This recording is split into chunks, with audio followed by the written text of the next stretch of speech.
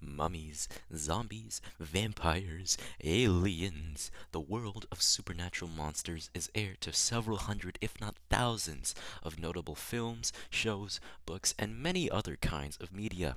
At the origin of its horrific history lie the original monsters, the ones that set the precedent for modern day monsters of all kinds. Bram Stoker's Count Dracula and Mary Shelley's Frankenstein. Today, we're going to be looking at which of the two would win in a fight to the death under the following constraints. Number 1. Combatants possess no prior knowledge of each other unless specified by their original novels. Number 2, factors unrelated to the characters cannot end the battle. And number 3, only the source material, the novels, will be considered relevant. Let the games begin.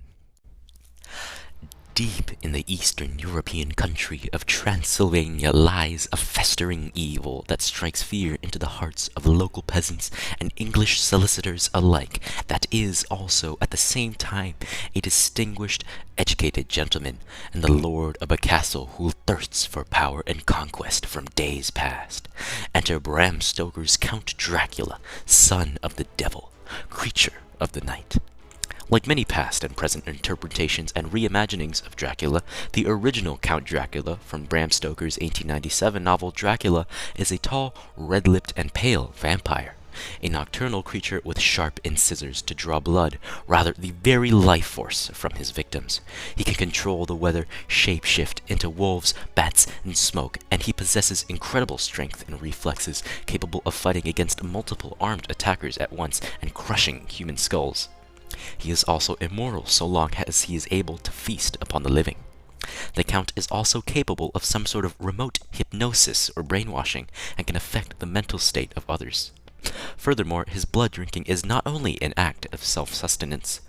Rather, he can infest his victims with a sort of vampiric virus, symptoms including a ghoulish white pallor and rapidly decaying soft tissue around the face and lips, sleepwalking, low blood pressure, and nausea.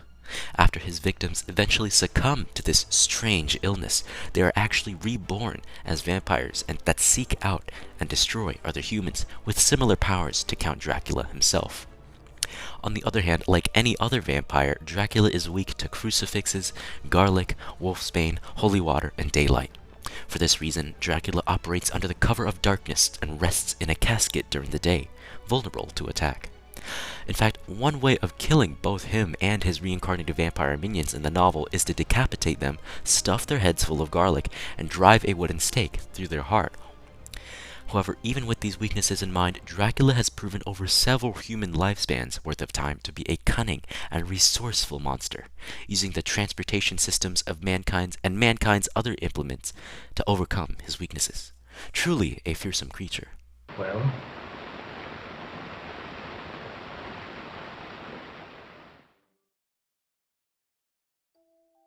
The relationship between life and death has always been a one-sided one in which death always takes but never gives. That is, until Victor Frankenstein built life out of death. Enter Frankenstein's monster from Mary Shelley's 1818 novel, Frankenstein. The brilliance of man has proven to be almost boundless throughout history, accomplishing what was once thought to be impossible time and time again. However, the same can be said for the capacity of man to be violent, of malice, and of hatred. Frankenstein's monster did not have the privilege of being born into a kind, caring world, nor did he have the privilege of having a normal person's body and appearance. He was visually grotesque and was shunned and attacked at every turn. He stands at 8 feet tall, specifically designed to be physically powerful, with, quote, supple joints, unquote, to boot. He has enough grip strength to strangle and crush a grown adult's neck. He can also gather enough wood alone overnight with simple tools to last a whole family for several days. He can subsist on very little food and shelter, surviving off of acorns, berries, and a straw bed, really. However, unlike most of his modern interpretations, he has actually become incredibly intelligent over the course of the novel, learning how to communicate and survive in the world much faster than normal human infants, taking just months, perhaps only weeks, to become a developed adult person. All of this was done strictly through observation and trial and error with no formal schooling, as his only teachers were history books and works of literature he found in a suitcase on the ground.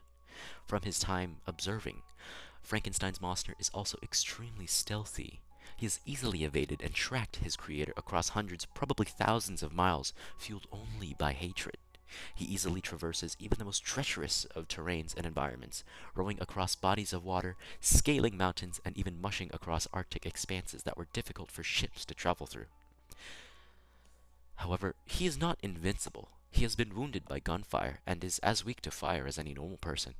All in all, Frankenstein's monster was not lying when he said he had the ability to become the scourge of humanity.